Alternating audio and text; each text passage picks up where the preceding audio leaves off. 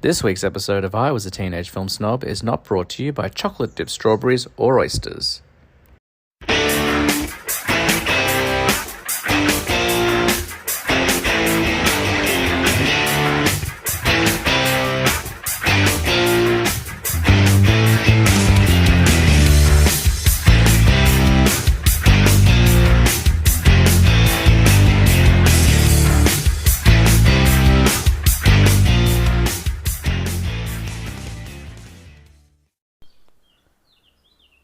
Welcome to I Was a Teenage Film Snob. I'm James Chalmers, your friendly neighborhood film snob, and this is episode 101, Flying High, a.k.a. Airplane, Part 1.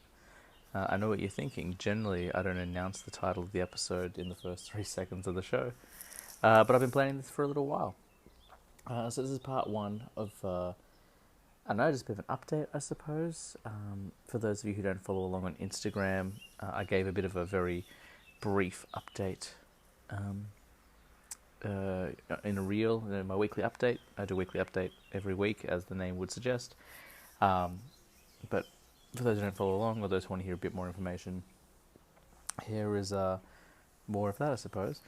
So why Flying High? Well, obviously every episode has to be a pun, of course. So it's a pun because A, we're flying high after our huge episode 100 release, which was received very positively. So thank you everyone who's listened to that and given me a shout out or reached out or shared how much you've enjoyed it. That was a lot of fun. This episode was meant to be a whole behind the scenes making of episode 100 spectacular, but I'll explain more about why we're not doing that in a moment. So that's one reason why we're flying high, and the second, more literal pun, of course, being that I'm overseas, which is something I've been talking about for the last couple of weeks. Haven't really talked about on the show too much until now. Not that it was a secret, but there's a lot of moving parts and things going on, and you don't want to announce things before they happen. But I'm currently recording this episode from a balcony in Italy. It sounds really glamorous, but again, once you hear some of the story, it'll sound maybe less glamorous. But no, it is currently almost 8 p.m. on a Friday evening, and I am in Rimini, the coastal town of Rimini, drinking a lemonade and recording alone. So 20,000 something miles away from Film Snob HQ, but we'll still talk about movies. For those of my American audience who are listening thus far and like, what the hell is Flying High? How is that a pun? I mentioned before a.k.a. Airplane. So the Zucker brothers film Airplane, starring Leslie Nielsen from the 80s. In Australia, it didn't get called Airplane because we don't call them airplanes, we call them aeroplanes. But instead they decided to call the movie Flying High. So that's the connection there. Pardon me. As I'm recording solo, you'll have to allow for some pauses. But yeah, as I mentioned, this was meant to be a celebration of episode 100. I was meant to be talking about the making of, the behind the scenes of episode 100 with Tina. However, she's been unwell. We've all been unwell since landing in Italy. Nothing to do with Italy, of course, just the risk you run when you take an international flight and you stay in planes for, I think we're traveling for 28 hours in the end. That's the downside of living in Australia. People who don't live in Australia think it's this glorious, kind of utopia, tucked away in the southern hemisphere, away from everything. And it is, and it's a lovely country. I love living in Australia, but we are just the furthest possible distance from everywhere in the world, just about. So there's no short trip there. It is a 28-hour flight. So if I sound tired, it's probably because I've only had maybe 6 hours sleep in 3 days. Where do I begin? We're going to leave the episode 100 stuff until Tina's available, because I do want to talk about episode 100. I want to talk about how it was made. I want to talk about the process there. I want to talk about, Tina's thoughts and feelings on the episode as well, and kind of do a bit of a retrospect behind the scenes thing. But because she's unwell, we're going to save that maybe for next week. Or maybe, like my Halloween special with Michael last year, which was a part 1 that has yet to be resolved. We will do it, of course, but we're just going to wait. I don't know if you can hear that ringing in the background, but that is the bell of the clock tower, because there's like a not clock tower, sorry, there's like a church bell. There's a number of churches in the town where we're staying, and on the hour the bell rings, which is quite nice. So we'll leave episode 100 where it is for now. But again, just a huge thank you to everyone who was a part of that show. A huge thank you to everyone who's listened to it and reached out and shared their thoughts and feelings. It is officially a top 10 episode. I think it's in the top 6 if I remember correctly. I'd like it to be higher. It'd be cool if, an episode with that, many moving parts could get a bit higher. But hey, very happy with the overall product. Very happy with how everyone has received it. And paving the way for more cool plans. I think it was Jake from Movie Boners was like, hey, like this feels like a precursor to doing a Dungeons and Dragons episode. And spoiler alert, that was kind of the original plan for episode 100 was to do a Dungeons and Dragons episode. So, people have been very, very kind about it. So thank you for that. So why am I in Italy? Why am I in Italy? Well, 2 years ago, after work one night, I was talking to Tina, and I wouldn't go so far as to say that she was upset, but she was just kind of mulling things over, and Zoe was barely 2 years old, maybe she was just 2 years old, and she was talking about how her lifelong goal had always been to live in Europe, and she'd always want to, live a substantial amount of her life in Scotland, and it's something we'd never really done. In our 20s, I'm not a very bold person. I don't make big life decisions. I tend to stick within my comfort zone. If you can hear that chatting, there's some Italian children downstairs. It's fine. They're just going to add colour commentary to the episode. But yeah, I'm not the most adventurous person, which you can probably tell from listening to my podcast. I tend to live out all my adventures on the big screen and not so much in real life. But it's something that Tina always wanted to do, and she said to me one night after work, she's like, I just realised that this is probably never going to happen now. We're never going to live overseas or in Europe, and it's just a shame. I would really like to have done that. And me, in a moment of unforeseen boldness, or maybe I was just trying to be nice to my wife, I'm not sure, I just turned around and said to her, let's do it. And I think she thought I was joking. I was like, no man, let's do it. Like, what do we got to lose? Like, we own our house, we've both got well-paying jobs. By the time we plan it properly and we space it out, Zoe will be old enough where she can travel with us. And if we wait too long and we end up kind of building our family, having more children, then we will be 50 before we do it. So let's do it. And so for the last 2 years, basically, 18 months to 2 years, we've just been kind of quietly chipping away. A few people knew about it, most people didn't. And just over time, we kind of, put our money away, kind of cut back on our spending. So if you think I was buying a lot of Blu-rays in these last 2 years, no. I would have bought a lot more, but I've been saving for this trip. But, so yeah, I've been saving up, been planning for it. And when I say we, I mean her. Like, this is her dream, and she's been really, this trip wouldn't have happened without her. But, it was originally meant to be 2 years in the UK. That's what we wanted to do until we found out that to spend more than 6 months in the UK requires a 5-year visa, which is very expensive. So we kind of went back to the drawing board and found out that we could spend,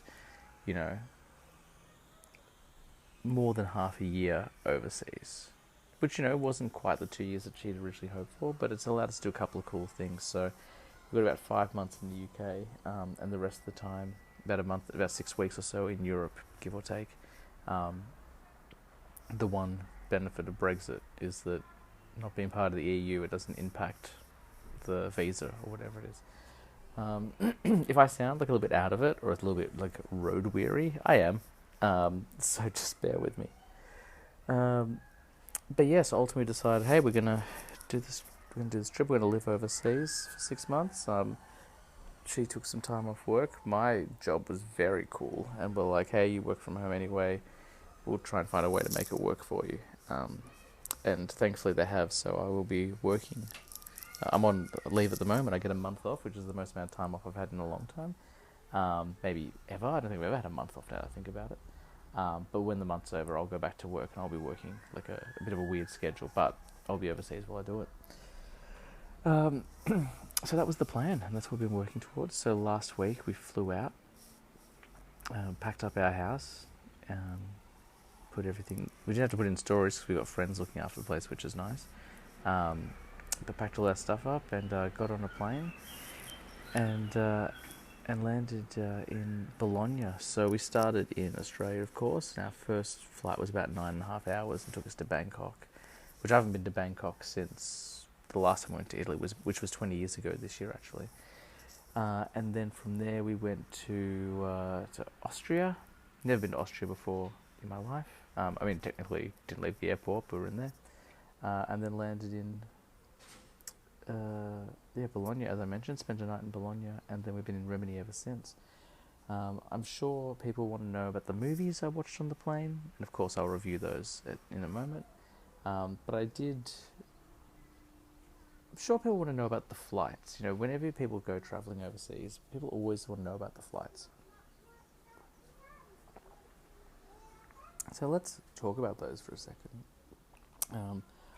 I'm sure a lot of people were concerned or are wondering how we managed to fly with a 3-year-old, almost 4-year-old. And worked out really well. Worked out really well, actually, you know. Zoe was great. I would say she had a total of 2 moments where she was, I wouldn't even say like it was a meltdown or a crying or anything. I think she just got like frustrated twice. But we packed plenty of toys, and she watched movies and cartoons, and she got bored, and there was, a couple of times where she hid under a tray table just to like kind of make a little cubby on the plane. But she slept on the plane as well, and she was a dream. I had a good feeling about the flight with her. Everyone was, whenever you have a child, everyone wants to like doomsay everything. They're like, oh, well, you've got a child, so it's going to be awful. Or you've got something that really like has bugged me a lot as a parent is actually like, whenever I want to do something with her, people's instinct is not to be like, oh, that's cool. Their instinct is to be like, oh, that's going to be tough with the toddler. Or like when I found out the sex of my daughter, or my child, because I didn't know she was my daughter until they told me her sex. But as soon as we found out she was a girl, everyone was like, oh, you're going to have a hard time. I was like, why can't this just be a cool moment? Like, instead of, oof, you're going to have a hard time, hey, that's awesome, you're having a daughter. Because guess what? Having children is always going to be a hard time because parenting is difficult. But yeah, people were pretty quick to jump on the, oof, those flights are going to suck. But they didn't. They were great. Well, there was one instance, which I'll talk about in a moment, which wasn't so great, but it had nothing to do with my daughter. But no, she flew really well. I didn't watch as many movies as I would normally. Normally I try to knock out like 4 or 5 movies per flight, if I'm honest. Now someone is starting up their fancy Italian car. I want to say fancy. I don't know what it is. It's probably not fancy, but not... Let's just let him go. Chug on out, mate. Get on out there. He's gone. Cool. I was going to say, yeah, I know I watched 4 or 5 films, but with Zoe being on the flight, I didn't want Tina to be the sole parent on there. Like, that'd be pretty tough. There's been a bit of a meme going around on Instagram lately, and I know it's a skit and it's a joke, but like, the whole idea is that a dad gets separated from his wife and child on a plane, and the wife asks him to go and get the seat sorted out. And he basically tells him, like, don't sort it out for me, just pretend you can't sort it out, I don't want to sit with them. Which I could see the humour in it, but also having just done that flight, I couldn't imagine doing that to my family. That'd be pretty rough. So yeah, didn't watch anywhere near as many movies as I would normally. I watched 2 on the first flight, or 1.5 on the first flight, 1.5 on the second flight. The third flight had no TVs, because it was only like a 50-minute flight. So I'll talk about those movies in a moment, but I would say the biggest news headline, I posted about this on Instagram when I landed, was that on my second flight, we had a row of 4. So the first plane, it was the seat alignment was kind of 2, 3, 2. So on the outer sides of the plane, there's 2 seats, and the middle row is 3 seats. So we're in the middle row, the 3 of us all together. So it's great, just the 3 of us. Zoe in the middle, perfect. Really self-contained family unit, awesome. Second flight, the layout was 2, 4, 2. So again, the outer lanes were 2 seats each, but the middle lane was 4. And we were really hoping that no one was sitting next to us. We just wanted to have the 3 seats to ourselves. And it looked like it was for the longest time. And I feel like to the very last minute, like right before they locked the door, some guy popped in. I think it was a German guy popped in. And it turns out we were sitting in his seat, but we'd already sat down. and he was kind of cool to swap seats, which was fine. So instead of sitting next to Tina, where he should have been, he ended up sitting next to me. Again, for the purpose of the story, I think it worked out for the best that he sat next to me and not Tina. But I remember, like, when he realized we were sitting in seats, I asked him, I go, "Are you cool?" And I meant to say, "Is this cool?" But instead I asked, "Are you cool?" And he was like, "Yeah, I'm cool." And I feel like his actions on the flight were him trying to prove how cool he was. So it's a midnight flight. I've got Tina on the far left, Zoe next to me, I'm on the other middle seat, and then this German guy, or Austrian guy, on the right-hand side. I can't remember. I don't speak any European languages. I can kind of mumble my way through some Italian, but I don't know a lot of languages, so if I get it wrong, I apologise. But he's sitting next to me, and he goes to sleep like pretty much straight away, and I was like, awesome, great. What a fine young man this guy is, because he was definitely younger than me. He's just like, gone to sleep, and like Zoe's falling asleep. Zoe fell asleep before the plane took off, and Tina's falling asleep, and I'm falling asleep. So it's great. It's a midnight flight, as I mentioned. And I remember they were all falling asleep, and then there's some food, a dinner service, and they wanted me to wake up Zoe, but I was like, I'm not waking Zoe up. Like, it's fine. Like, she can just miss out on food. Like, it's a plane. She'll be okay. She can get the next meal. And I fell asleep before they served the meal to the adults, because they stagger it out. But this is great, I'm thinking, because I don't really sleep on planes very well. I really struggle to fall asleep on planes for more than an hour or so. And I must have slept for 2 to 3 hours at the front end of the flight, which was awesome. But the thing that woke me up wasn't the plane or noise or anything like that, because I dimmed all the lights. It was this weird shuffling. And when I woke up, I found out that my new friend on the right of me, this German guy, had a girl sitting in his lap. And they were kind of like being, I would say, inappropriately affectionate for a flight, but nothing like to write home about. Like, she's sitting in his lap, and they're kind of cuddling and kissing, and it's very loud, wet kissing. But it's fine. And when I woke up, like, they noticed me, and they're like, "Oh, sorry." And I was like, "It's cool. Like, when in Rome, I suppose." But it was weird that she was just sitting on his lap. I'm like, that's so strange. So I kind of try to watch a movie. And then, like, I watch a bit of the movie, and then I try to fall back asleep. I don't fall asleep, I close my eyes, and the shuffling happens again. And it becomes very clear to me within 30 seconds that this couple is definitely having sex on the flight. And, like, I'm sure you're like, how could you tell? Like, they must have been wearing clothes. The positioning, the way they were moving, the way she was kind of moving, it was very obvious that this couple was having sex. And, like, everyone on the plane is asleep. So I guess it's the perfect alibi. I would say that the one person you want to make sure is definitely asleep is the person you're sitting next to if you are going to have sex next to someone on a plane. But they didn't seem to be too bothered by the fact that I was awake.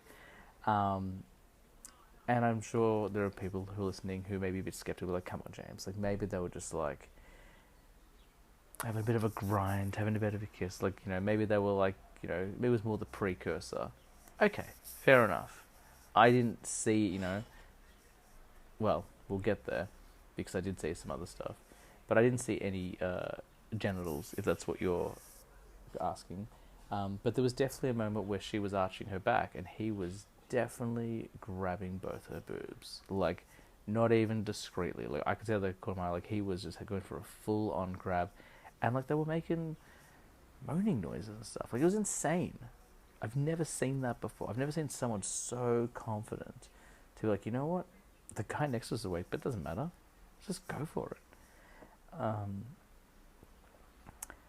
The other reason why I'm pretty sure that they had sex on the plane, and this next bit is gross. It's a disgusting part of the story, so if you have sensitive ears, if you don't like gross out stories, I recommend you jump ahead about 15-20 seconds. I'll count it in before, so you know when to skip. I'm going to say it in 5, 4, 3, 2, 1. Okay, it's going to get gross. They got wet wipes out and started wiping down the furniture. Which I was like, that is a clear indicator that there is something, like, because if it was just food scraps, why would you bother? They're going to wipe the tray tables down anyway. But they were wiping something else away, which is pretty gross. So that was a bit of an unusual turn of events on the flight. But again, kind of glad that it wasn't, anyone from my family sitting in the seat that I was sitting in the end. I think that would have been pretty rough and pretty horrible for them. But yeah, they were going at it pretty hard. And then she disappeared, and then she came back for seconds. That was it wasn't just once. It happened multiple times, and no one told them off. I thought it was so strange. And this is not me complaining about the airline. I'm sure there'll be some people listening to this who will be like, "You should complain to the airline." Look, it's not a big deal. I mean, it is and it isn't. I'm a big boy. I can handle it. It's if that's the worst that's going to happen on a plane, then I'll take that. I'll take that over something truly nasty and horrible any day. But it was very bizarre. If you can hear me swallowing, I apologize. I had to wash my mouth out after that horrible story. But yeah, that was really strange that they decided to bump Uglies in the chair next to me more than once, because she came back and she was sitting in his lap and grinding and getting felt up again. Also, they had a blanket over them. That's a clear indicator. If you're not up to anything, it's not that cold on the plane. Especially if you're sitting on someone's lap, that was the big indicator for me. But so that was probably the weirdest thing that has happened so far. But then we landed in Austria, and then we flew out to Bologna, which was just a 50-minute flight, and that was fine. They gave us chocolate on the flight, which was nice. And then from there we caught a taxi to our hotel in Bologna. Our stay in Bologna was very brief. It was just a night. We had a pretty good day there. Hotel, of course, wasn't ready straight away, but they did get us in pretty quickly.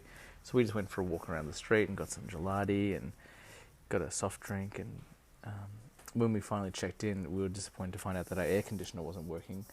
And again, that's not a criticism of the hotel. It was just one night. But I do think the lack of air conditioner is why we've all been sick. I think we all kind of overheated and maybe opened ourselves up to some bugs.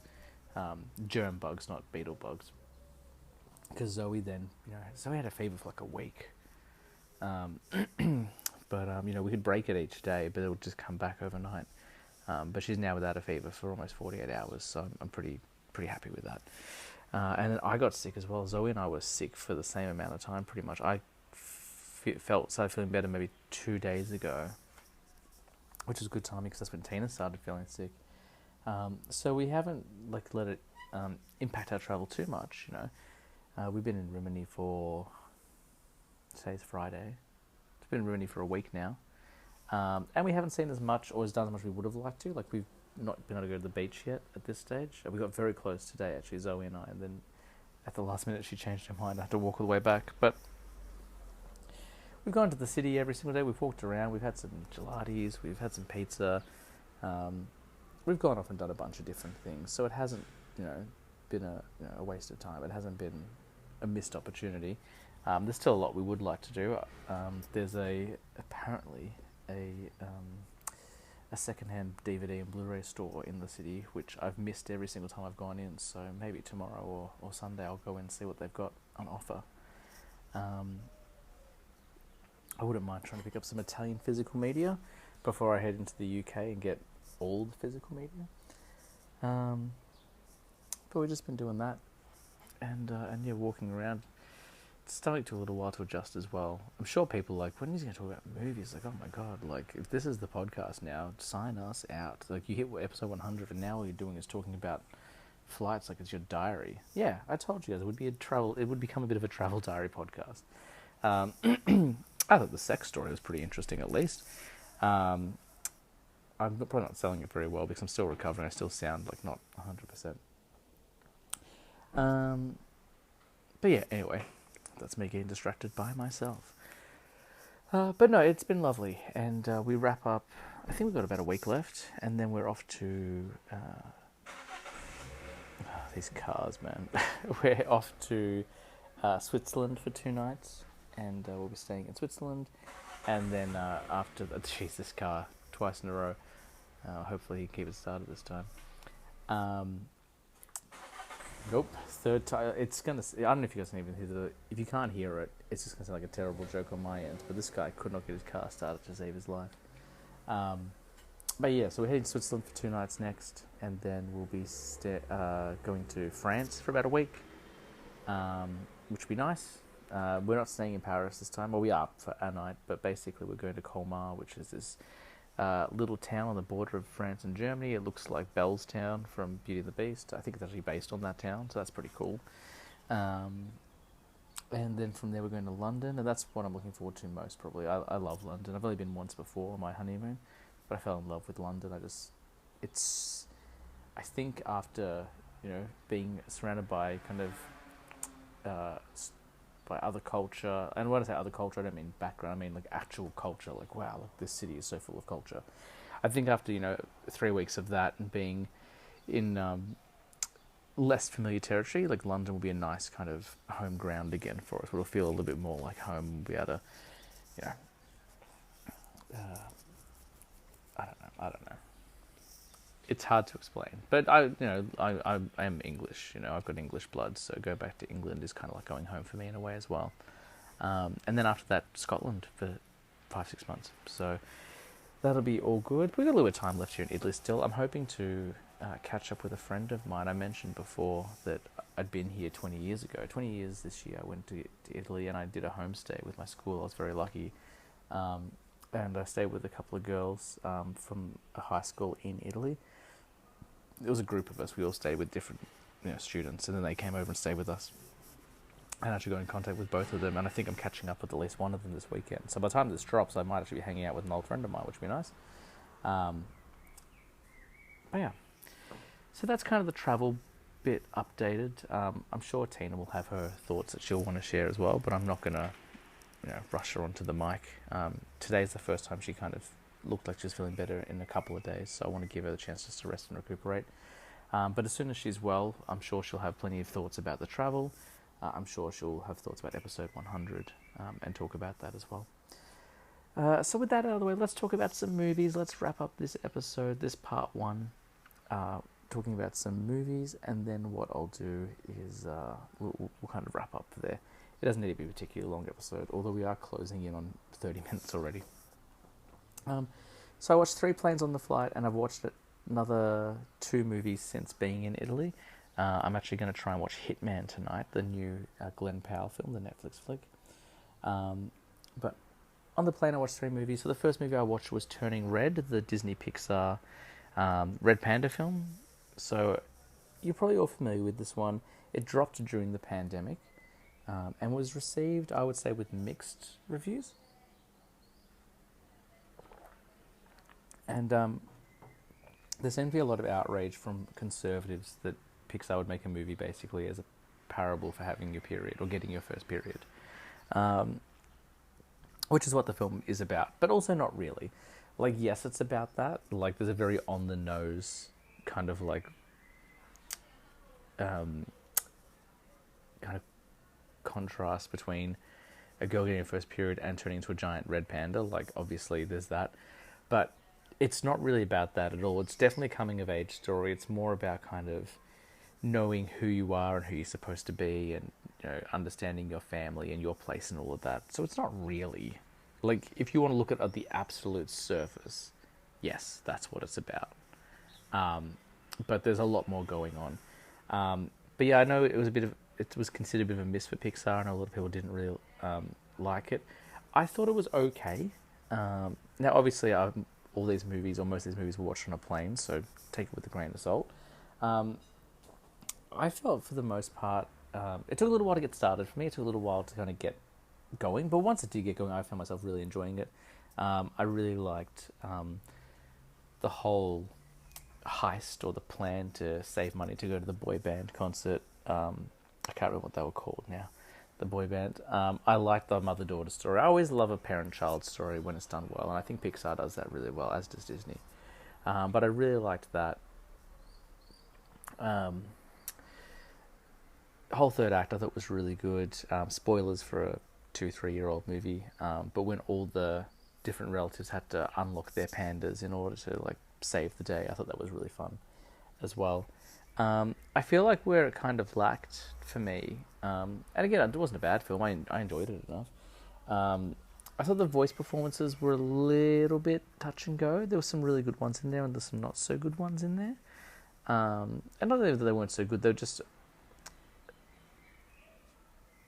I think that some of the actors portraying some of the roles maybe hadn't had a lot of experience doing voice work, and it kind of showed. So it wasn't that they were bad. They just weren't as strong as they could have been. And the other thing that kind of let me down a little bit, or the other thing I didn't love about it, was the animation style. Like, when all the panda stuff was cool, but I felt like the animation was a little bit below what I would have expected from a Pixar film. I mean, considering that Disney and Pixar are getting nominated for Academy Awards for their animated films every single year, I felt like this one maybe wasn't quite to the standard. I don't know whether they were trying something different and it didn't quite work, or whether Disney were like, hey, it's a pandemic, let's cut costs. Because I know there were a few Disney films that came out during the pandemic where the studio was accused of cutting costs and making the films cheaper than they needed to be to save money. But yeah, it's something with the animation style. Like, again, the panda stuff was all cool, but I felt like the human animation was just not quite up to scratch for Disney Pixar. But that being said, I thought it was totally serviceable Pixar film. You could definitely enjoyable. I don't think Pixar's made a bad film. I don't think Disney's really made a bad film. So, is it their best? No, but it's definitely enjoyable, and I'll go back and watch it again for sure. I think it'd be a really good one for Zoe to watch as well. I think she'd enjoy it. But so Turning Red, I really liked. Or I quite liked, I should say. I didn't really like it, but I did quite enjoy it for what it was. And I definitely don't think it deserved all the hate that it got when it came out. And I cried. So, worth noting that if it's a movie, I probably will cry. The next up, I watched over 2 flights. So I started on one plane and finished on another plane. And that was the, I want to say 2022 remake of Father of the Bride. Now, I've never seen the original one, the black and white one, and I've never seen the Steve Martin one either, which I'm sure will shock some people, but really shouldn't be that surprising. And if you are surprised, oh boy, go back and listen to some of the episodes where I admit stuff that I haven't seen yet, because there's some really shocking stuff out there. But this one had Andy Garcia. It had, oh my goodness, I can't remember anyone's name. Isabella Merced, I can't remember her name, but she's playing Hawkgirl in Superman Legacy. And those outfits look sick, by the way. I can't remember who's in this movie. Chloe Fineman plays the wedding planner, which I remembered her being involved in this project, but I'd forgotten about until she popped up on screen, because I remembered seeing her promoted. I'm a big fan of Chloe Fineman. I think she's great on SNL. But basically, the premise is that an overprotective father finds out that his daughter's getting engaged, and shocker, he makes it difficult for everyone. Now, I haven't seen the previous 2 versions of the film, but I think the new wrinkle they added in this one is that the parents are getting a divorce. It kind of opens with like this wonderful immigrant story of Andy Garcia being Cuban and coming over to America and kind of building a fortune from nothing and working. And then in present day, he's in counselling with his wife, played by, I want to say Gloria Estefan, I think it was. And she wants to leave him. And I don't think that was in the previous versions, although I could be wrong. And so, like, the whole film is not just them trying to get a wedding together in a month, because the daughter's not only proposed to the guy she wants to marry because she proposed, but she's also she's relocating to Mexico for a job, and this overprotective father has to try and like keep it hidden that him and the wife are getting divorced while planning this wedding in a month, and chaos ensues. Now, I don't know if it was meant to, I assume it was meant to be a comedy. I don't really laugh out loud a lot in solo movie watchings, which is a shame because I watch most of my movies by myself. I will in a theatre setting, but generally if I'm at home or definitely on a plane, I will struggle to get the laughs out. But it might have been me being tired, but I didn't watch this as a comedy at all. I just kind of watched it as a drama. And it totally worked for me, by the way. Like, there were a couple of laughs in there that got me, but I kind of watched it more as just like, oh, it's this drama about this family falling apart while trying to plan a wedding. And I thought it was, it was done pretty well. I'm sure the producers and everyone involved were like, no, it's a comedy, you should have been laughing a lot. And there were moments like Chloe Fineman and her sidekick were quite funny. They were good comic relief.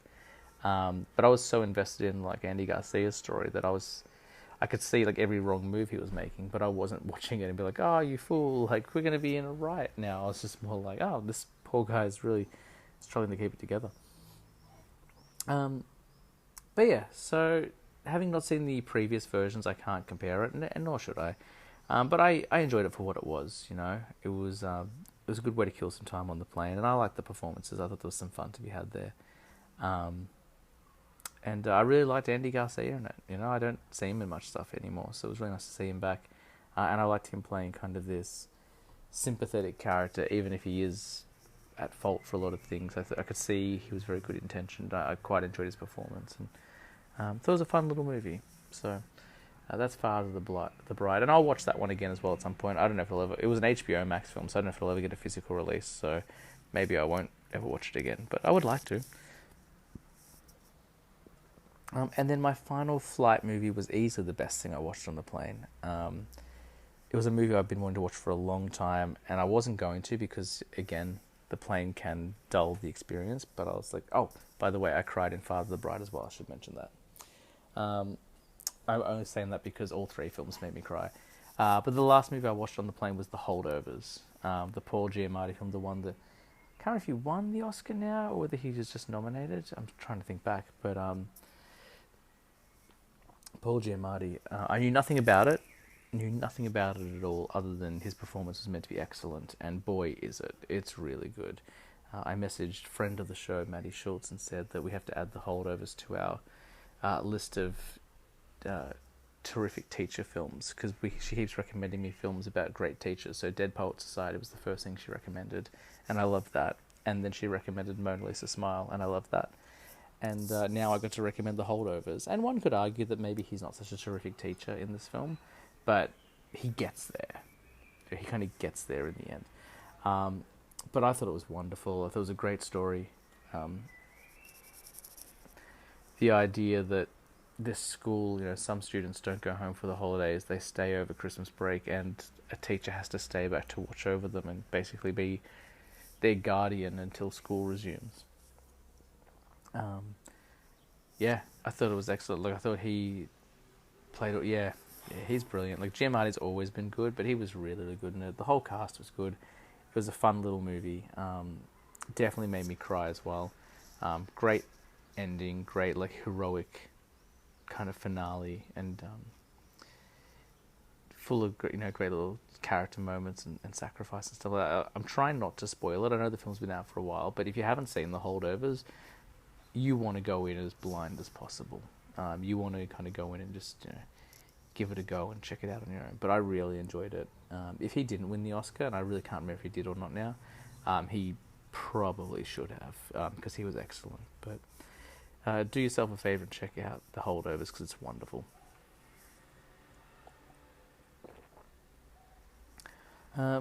Which brings me to Land, where I watched 2 more movies. I've been relying on streaming, obviously not having physical media with me. Tina actually asked me if I was bringing any Blu-rays with me on holiday, and I think she was humouring me, but obviously I didn't pack anything to watch. I just figured I'd just watch streaming where I could. So the first movie I watched was a 2024 release. I'd heard a lot about it. I kept meaning to watch it, but I was just working through a bunch of other stuff at home. But I watched Ricky Stenicki, the John Cena comedy. So the premise of this being that 3 childhood friends, as children, accidentally almost burn a house down, and so in order to get away with it, they leave some evidence behind with a student's, like a child's name on it, called Ricky Stenicki, and then he becomes their go-to excuse for whenever they ever do something wrong. They'll just blame it on Ricky Stenicki. This kind of urban legend kid who doesn't really exist, but everyone thinks he's real. And he's the one kind of responsible for all the problems in town, but really just these 3 boys. And then when they grow up, we find out like 20, 30 years later, they're still blaming Ricky Stenicki for everything. And then they kind of get caught in a position where they have to introduce everyone to Ricky Stenicki. Try to say Ricky Stenicki as much as I'm saying it, it's crazy. which of course is impossible because it doesn't exist. Enter John Cena, who's an actor, plays an actor in this movie, an out of work actor who's been doing some some weird jobs on the side, and he kind of is like, yeah, if you pay me, I'll play Ricky Stenicki and I'll pretend I've been your lifelong friend, and then kind of antics ensue, of course, but it's really fun, man. Zac Efron's great in it. I want to say it's Andrew Stanton, but I could be wrong. Andrew Santino. Who I'd never seen act in much. He plays the guy who buys Andy's boat in The Office. But I think he's probably more well known for his stand-up and podcast, which he does with Bobby Lee. I'm always seeing reels of them on Instagram. But he plays a friend, and I can't remember who the African-American guy was, but he was really funny as well. So they're kind of our three leads. John Cena plays Ricky Stenicki, as I mentioned. And it felt like a real callback to like the old Adam Sandler comedies, like just super silly, over the top, deliberately ridiculous, and like not taking itself too seriously and just trying to be funny. It's got William H. Macy, Ryan Shelton, Australia's Ryan Shelton, from like the Rove team back in the day, is in it as well. And it was just an entertaining watch. It was just like a nice sit back on the couch, have some popcorn, and don't think too much about what you're watching. Just laugh. And I really enjoyed it. So Ricky Stenicki was awesome. And then the last movie I watched was a 2023 release. I'm going to be perfectly honest and say I'm going to have to watch it again. I did watch it over a few nights. I was tired, but it was really fun. I don't know if it's the best action film of all time, but it's definitely a candidate for the most action film of all time, and that was John Wick Chapter 4, which I finally got around to watching this last couple of nights. And it's insane. Like, it's an almost 3-hour movie, and I watched it kind of like an hour and a half the first night, an hour and a half the second night, or maybe an hour the first night, an hour and a half the second night, whatever the breakdown was. And there are like 40-minute segments of this film that is non-stop action, and it's kind of crazy. It's everything you kind of hope and expect from a John Wick film. I remember when the first John Wick film came out, over a decade ago now, I wasn't overly impressed. And again, remember, I was very much in my snob phase then, but I'd seen The Raid, and I loved The Raid, and I've talked about The Raid a lot in this podcast. But after watching The Raid, it's like, you got to kind of do something really impressive. And the first John Wick film is a good film. It's great, and I've grown to love it quite a bit. But after watching The Raid, I was kind of like, it's fine. It's just a guy with guns. Like, look what these guys are doing with their fists. Like, that's action. But then I watched John Wick 2. I loved John Wick 2. And then I saw Parabellum, number 3, and I quite enjoyed that as well. So I was looking forward to this one. I just didn't get a chance to catch it in theaters, and this one's awesome. Like, Donnie Yen is so good. Like, he plays this weird kind of antagonist, kind of villain, kind of not. Like, he's a very layered character, which was really cool to see. The actor who plays Scorpion in the most recent Mortal Kombat film is in it. He's great, plays a really sympathetic, cool character. We've got Lawrence Fishburne back again. We've got Ian McShane back again. I was going to say Shane Black. Ian McShane back again. Bill Skarsgård doesn't have a lot to do, except for kind of walk around and be menacing, but he does that well. But it's just non-stop action. I think I would probably rank it second in the franchise for me. I've only watched it once, obviously, and I'm going to have to watch it again because I've missed a few bits because I was falling asleep. Not because the film was boring, certainly not, just I was very, very tired. But I think my current ranking would probably be 2, 4, 3, 1, maybe. But I have to watch them all again. But I really enjoyed John Wick Chapter 4. So we're closing in on 45 minutes, so that's probably a good time to wrap this up. This is just part 1 of our Flying High episode, as I mentioned. Again, apologies if I seem a little bit out of it or a bit tired. I am all of those things. I'm also getting bitten to hell by mosquitoes now, and I keep getting like, you know what? I'm not going to talk about all the medical stuff that's going on. It's pretty gross. But next week, hopefully, we'll be back with part 2, and hopefully Tina will be able to sit down and reflect on episode 100. We'll be able to talk more about our trip as well. And we may be in Switzerland by the time the next episode drops. But in the meantime, like, thank you all for reaching out about episode 100. Thank you all for reaching out about our health. There have been quite a few people who've on Instagram who've jumped out and checked in on us, and we really appreciate that as well.